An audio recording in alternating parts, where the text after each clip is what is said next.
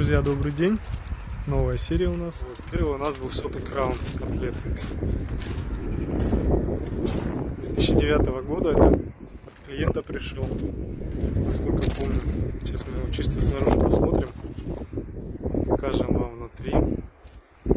Хорошая машинка, кстати, аккуратная, чистая. На тканевой основе у нее салон сделан. Все достаточно приятно, как обычно в краунах бывает. Как вам, кстати, мой стабилизатор? Если рады моему стабилизатору, ставьте лайк.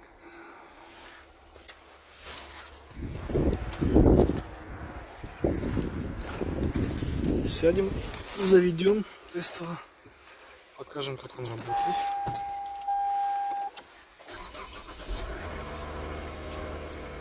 Такая вот красивая синяя стрелочка, одна красная температура, но очень классно все. Так, давайте закроем дверь, чтобы было можно понять по шумоизоляции. Достаточно тихо. Не так давно я делал, да замолчи ты, подливка. Не так давно я делал обзор тоже на крауна, кстати, тоже атлет.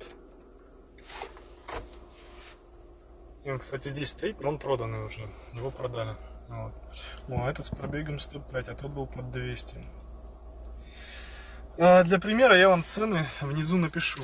Я объясню, какие машины продаются, какие свободны. Чтобы вы точно понимали, потому что сегодня в обзоре будут машины, которые уже проданы, а будут машины, которые еще в продаже, соответственно. Вот. Чтобы их не перепутать, я буду вам писать под видео. Ссылочка в описании, там смотрите обязательно. А то постоянно пишите, что нету цен, не озвучил цены.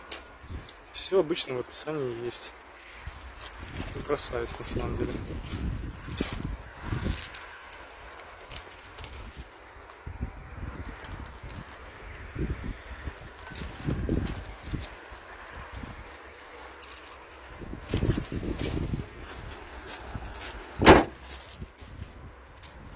Вот такой малыш у нас был первый. Так, ну что. Мотор здесь 3.5 обычно стоит. Он такой же, как на предыдущем поколении, на 180-м крауне. Вот, также 315 сил.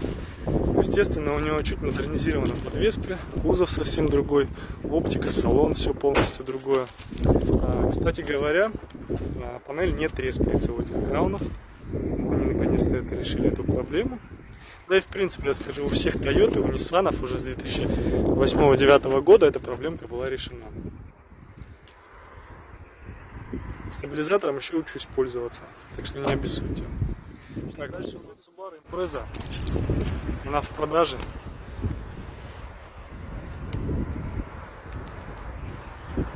Такая вот девочка красненькая. 8-го, кстати говоря, она года. Кстати говоря, пробег у нее 94. Сейчас мы сзади к ней подойдем, посмотрим. Очень интересная машинка. Полный привод, 1,5 литра. Ну, для полного привода она будет экономная. Вот я на Legacy ездил, у меня Legacy вот такой вот белый. Только 6-го года, этот 4-го рестайл, до рестайла, это тоже продается.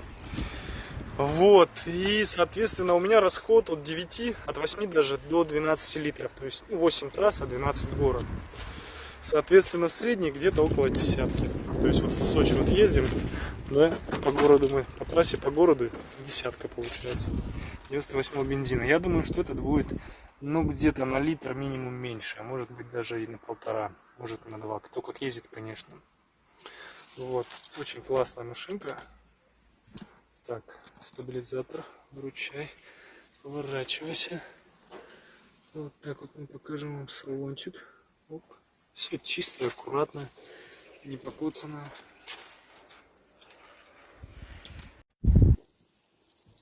Так, залезть возможности особо не представляется. Я хочу ее завести, показать вам подкапотное пространство. 94 пробег. Очень классная вот эта штука, когда на Subaru стрелочки вот так вот пум, подскакивают. Все, с полоборота. Ну вот честно сказать, ребят, я 4 месяца проездил на Subaru. Вообще никаких вопросов. Вот я на ней по приходу машины обслужил ее, десятку примерно вложил. Резиночки, расходники, там масло поменять, диски тормозные проточил и все. Никаких вопросов не было. Неправильно. Еще аккумулятор, да, я поменял, он у меня 3 дня проездил и помер. Вот он оппозитный этот мотор, пуск. Ну и двигатель, соответственно, стоит у нас 2 свечи там, 2 свечи вот там стоят, по бокам. Горизонтально.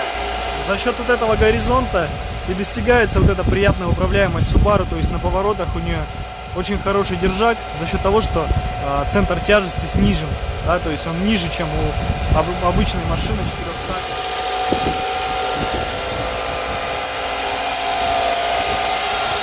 Все чистенько, аккуратненько, не подтёртых, ничего. Вот эта история про то, что Subaru сыпется, быстро умирает, это все бред.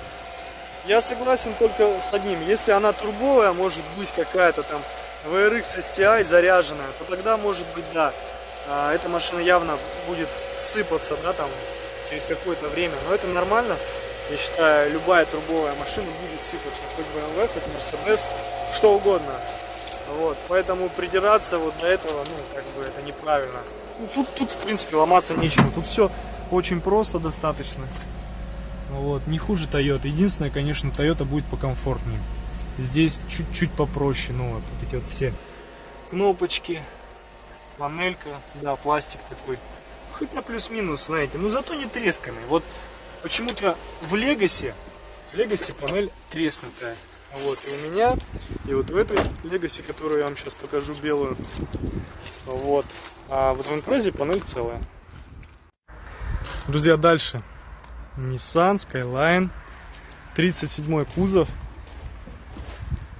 3.7 мотор у него. Вот. Очень достойная машина. 333 силы, то есть получается как на фуге второго поколения. Сейчас мы ее откроем, посмотрим. Давайте тут с багажника начнем. Вот прям интересно увидеть, что тут за багажник. Такой, в принципе, для такой машины стандартный багажник. Небольшой, да. Небольшой багажник, но обычно на нем, на этой машине доски возить не будешь. Потому что, я так понимаю, место сзади в основном на сидушки идут, чтобы можно было полноценно сесть. Так, здесь такая у нас кнопочка. Вот. Сиденье должно отъезжать, но, видимо, машина, то что может аккумулятор сел или не заведена, или может я что-то не нажал.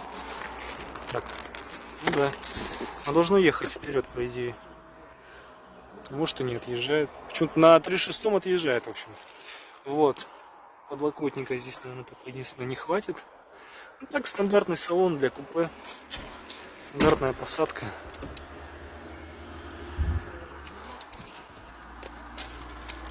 Сейчас сядем, заведем, посмотрим машиночку. О, а что у нее окно открылось? Я открыл случайно. Так. Вот этих, кстати, красавцев я еще не видел. Потому что я видел только 4 двери. Вот я сел в Skyline.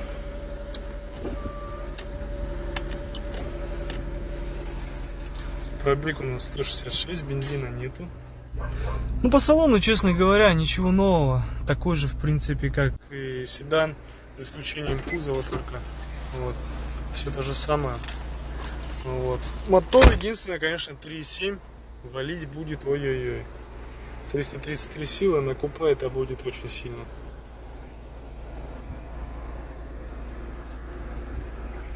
Какие машины будут в продаже, я вам, ребята, обязательно ссылочки скину. Ну и следите за нашей группой ВКонтакте. Там ВКонтакте постоянно все обновляется. Ну что, продолжаем. Дальше у нас Nissan Fairlady Z. Это у нас кузов 2000 где-то 2000, начало 2000, 2006 года, да? 2006 примерно, да, у нас год получается. Машинка это уже клиентам продана. Вот. Вид она имеет, конечно, очень лютый. И мотор она лютый имеет, она все лютое имеет. Я такую недавно снимал, серебристую, то же самое. Ну, здесь по машинке, да, были косячки, но клиент, в принципе, был в курсе, готов, все знает. 330 такая машинка вышла. Но ощущения, которые она дает, непередаваемые. Диски симпатичные. Резина, кстати, хорошая. Кстати говоря, да. У нас, кстати, сейчас еще едет оранжевый такой же. Тоже аппарат. Еще тот. Все прогреется чуть-чуть. Газану. Чуть-чуть аккуратненько.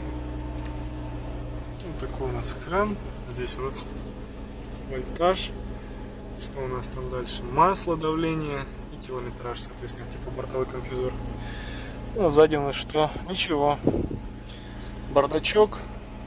Это навигационная система плюс музыка. Ну и багажник, собственно, сам. Такая вот небольшая машинка. Ну, зато классная, аккуратная. Ой. Ой. Пардон.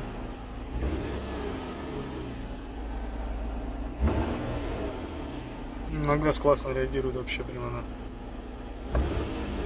Да. Без каких-либо тройничков, без задумок. Прям раз сразу сообщает педалька о том, что надо чуть-чуть мотор разогнать. Так, заглянем под капот, посмотрим, как тут все. А тут у нас все отлично, симпатично. Распорочка стоит, и на самом деле все чистенько. Основное, конечно, в таких машинах, я считаю, это вот чтобы все чистенько было, аккуратненько, как здесь. Аккумулятор вроде хороший даже, Panasonic даже, с какой-то бумажечкой, гарантией. Капота, кстати, знаете, что надо вот так вот, ребят, закрывать. Оп. Не нужно никогда вот так вот давить на него сверху, иначе можно продавить. Вот, просто бросаете с расстояния 15-20 сантиметров и все. Агрессивный, да? Ох, агрессивный, акула прям. С разрешения нашего клиента я немножечко нажму, так слегка. Да. Чувствую, дрифт будет веселый на этой машине у человека. Что, мы продолжаем. Ну что, ребятки, дальше у нас Honda Legend. Это у нас получается полный привод. Здесь супер умный электронный полный привод, который в нужные моменты на определенных скоростях, поворотах начинает немножечко каким-то колесам больше давать разгон, каким-то меньше. Вот, машинка премиум класса получается, она считается, это Honda. Honda это по сути, ну, самая такая жирная машина. Вот. Ну что, заведем, посмотрим. У нас здесь не кнопка, у нас здесь вот такая вот штука. Оп, ключ. Welcome, даже на английском. Оп, и поехали. Отлично завелась машина. А звук слышите? Как будто американец какой-то, да, работает?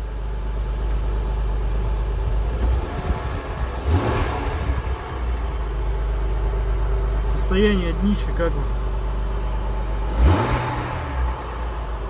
Все чистенько, аккуратненько. Машинка 3.5 мотор, полный привод, кожа, очень много электронных помогашек.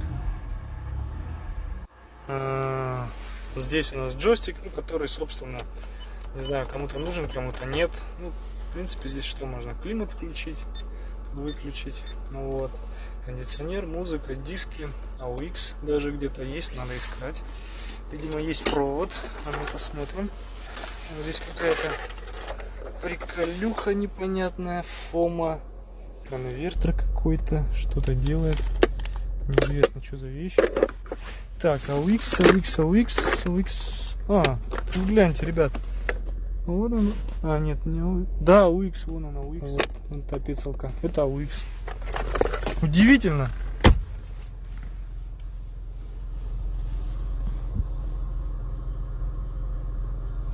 Сзади у нас отдельная такая подсветочка для пассажиров. Вот такой вот Legend. проданы. Да, к сожалению, проданы. Ну, под заказ без проблем найдем.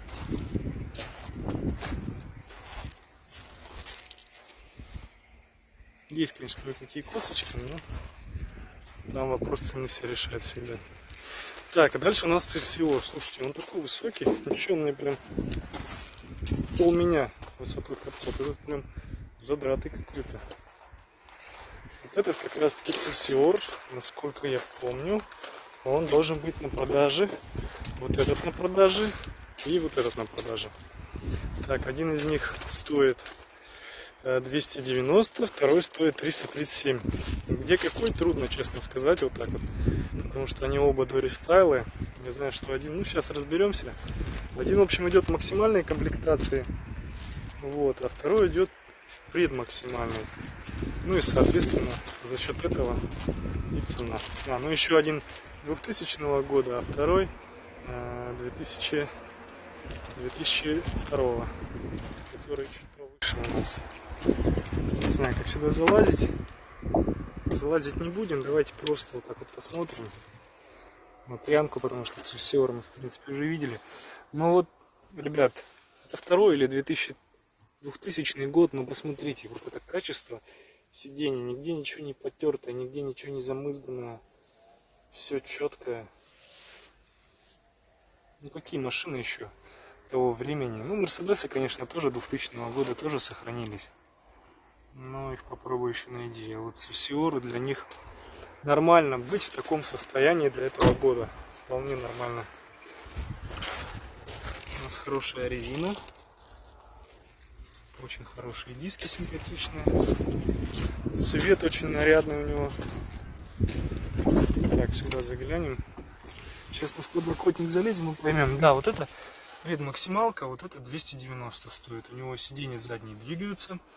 И по сути все. Ну и сзади музыка там переключается. Не знаю, кому это интересно, не интересно особо.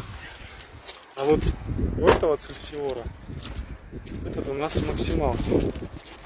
Тоже, что у него сел аккумулятор.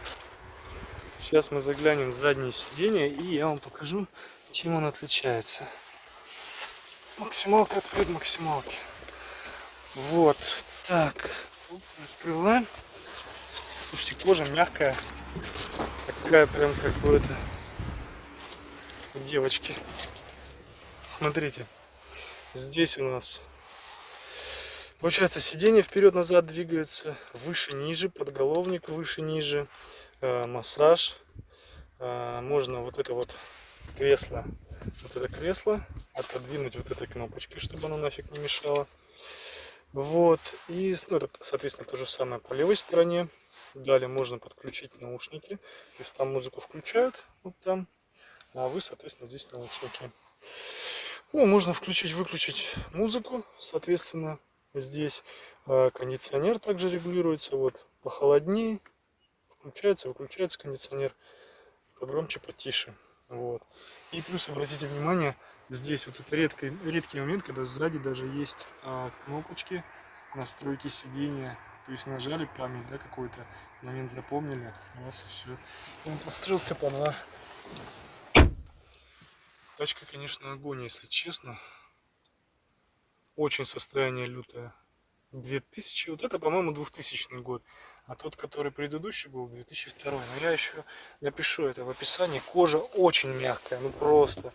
Она прям реально офигенная. Сидишь прям мягко, кайф. Сзади вот этот подлокотник, он просто лютый. Подлокотник, подголовник, тоже кайф. Здесь обратите внимание, вот такие вот штуки. Получается, здесь у нас охлаждает кондиционер и внизу в ноги. Но вот эта машина действительно, она для пассажира. Вот здесь у нас шторочка, если надо, раз, убрали. Тут кожа, гляньте, какая мягкая. Качество бомба. Вот тут у нас, ну здесь нет, здесь не кожа, здесь пластик, но сделан под кожу, очень круто. Белые коврики, все прям вот в тему. Так, ну вот здесь тут я хочу кожу показать еще. Тоже охеренная, просто охеренная кожа. С перфорацией же получается у нас переднее сиденье. Вот он получается у нас подогрев и перфорация. То есть влево у нас охлаждать сиденье, вправо нагревать. Так, и что он у нас сел, да? Совсем сел. Да, аккумулятор мертвый. Полностью придется менять. У нас бардачки. Ну ладно, идем дальше. Вот здесь, кстати, какие-то наклейки, видимо, о прохождении ТО.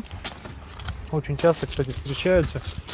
Но здесь нету ничего больше. А так встречаются наклейки и очень часто. И прям показано, если попросить переводчика нанять какого-то, да, там, то можно, в принципе, узнать, когда что на машине плюс-минус хотя бы менялось. Там ремень, масло, свечи, там, фильтра. Блин, ну здесь вообще красота. Все чистенько, аккуратненько. Кто скажет, что вот этой машине там сколько, 17 лет, 18, даже 19. Вот здесь запчасти, это новое все.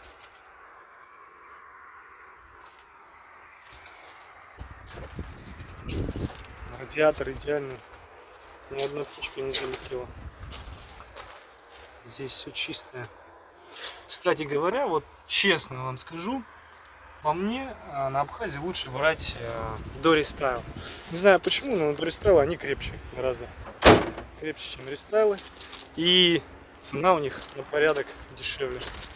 Вон даже красочка не потерта, даже небо видно, отражается.